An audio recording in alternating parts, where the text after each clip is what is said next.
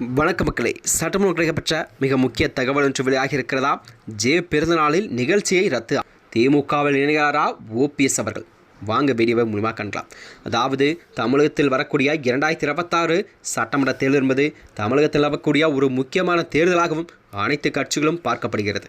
இந்த நிலையில் தான் தமிழக அரசியலிலே அனைத்து கட்சிகளும் சூடுபிடிக்க தொடங்கிவிட்டதா? அந்த வகையில்தான் அதாவது பழம் நழுவி பாலில் விழுந்த கதையெல்லாம் கடந்து 2 தினங்களாக எப்படி அதாவது சமூக வலைதளங்களில் கடும் கண்டனங்கள் எல்லாம் குவித்து என்பதை பார்த்திருப்பீர்கள். அதாவது இப்போதும் ஓபிஎஸ் தான் சீமாவின் மாநாடு விஜய் மாநாடு என்று சகலத்தையும் தாண்டி அதிக அளவில் ட்ரோல் செய்யப்படுகிறதா? அதாவது செங்கோட்டையன் ஜெயலலிதாவின் படத்தை பாக்கெட்டிலிருந்து அகற்றிவிட்டு விஜய் படத்தை வைத்ததற்கே அதிமுக தொண்டர்கள் எல்லாம் கொதித்துள்ள நிலையில்தான் ஓபிஎஸ் கண்டிப்பாக திமுகவில் இணைய தயாராகி வருவதாகவும், அதாவது கத்திரிக்காய் முற்றப்பட்டு என்ற தொண்டர்கள் காத்திருப்பதாகவும் தகவல் வெளியாகி இருக்கிறதா? அதிமுகவிலிருந்து தான் நீக்கப்பட்ட பிறகு ஒவ்வொரு வருடமே ஜெயலலிதாவின் பிறந்தநாள் அன்று சென்னையில் உள்ள அவரது முழு உருவச் சிலைக்கு மாலை அணிவித்து ஓபிஎஸ் அவர்கள் மரியாதை செலுத்துவது என்பது வழக்கம்தான்.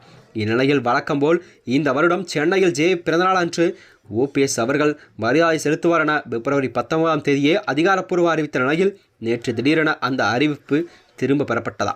இதனைத் தொடர்ந்தான் புதிய அறிவிப்படி கண்டிப்பாக அவர் சென்னைக்கு வராமல் போடி சட்டமன்ற தொகுதி அலுவலகத்திலே ஜெயலலிதாவின் படத்திற்கு மட்டும் மலர் தூவி மரியாதை செலுத்துகிறார் என்று தெரிவிக்கப்பட்டதா?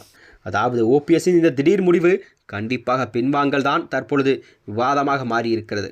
அவர் விரைவில் திமுகவில் இணையக்கூடும் என்ற தகவல் எல்லாம் உலாவரும் நிலையில்தான் இந்த முடிவுகள் எடுக்கப்பட்டதாக கூறப்படுகிறதா?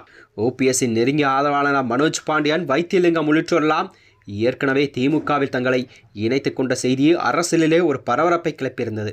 இந்த சூழலில் ஓபிஎஸ் மட்டும் தனியாக இயங்குவது கடினம் என்பதால் அவரும் கண்டிப்பாக ஆளுங்கட்சி பக்கம் சாய வாய்ப்புள்ளதாக அரசியல் விமர்சனங்களாம் தங்கள் கருத்துக்களை தெரிவிக்கிறார்கள். அதாவது ஓபிஎஸ் அவர்கள் தனித்து விடப்பட்ட நிலையில்தான் அவருடைய நகர்வு, அவருடைய எதிர்கால அரசியல் கண்டிப்பாக என்னவாக இருக்கும் என்பது ஒரு கேள்விக்குறியாக பார்க்கப்பட்ட நிலையில்தான் ஓபிஎஸ் அவர்கள் திமுக பக்கம் கண்டிப்பாக இணைவார் என்ற கண்டிப்பாக செய்திகள் வெளியாகி இருக்கிறதா?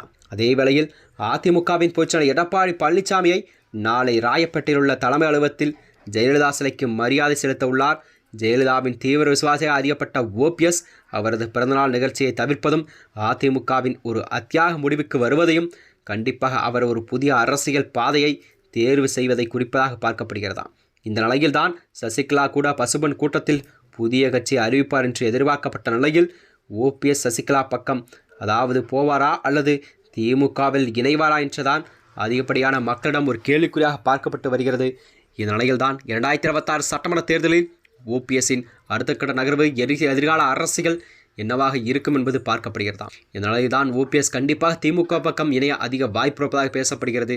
ஏனெனில் ஒரு சில தினங்களில் அதாவது முதலமைச்சர் மு.க. ஸ்டாலினை சந்தித்த ஓபிஎஸ் அவர்கள் கண்டிப்பாக அவர் கோரிக்கையை நிறைவேற்றும் நிலையில்தான் கண்டிப்பாக ஓபிஎஸ் அவர்கள் அதாவது திமுக இணைய அதிக வாய்ப்பு இருப்பதாக பேசப்படுகிறது. மேலும் இது போன்ற வீடியோக்களை தெரிந்து கொள்ள நமது சேனலை மறக்காமல் சப்ஸ்கிரைப் செய்து கொள்ளும். நன்றி, வணக்கம்.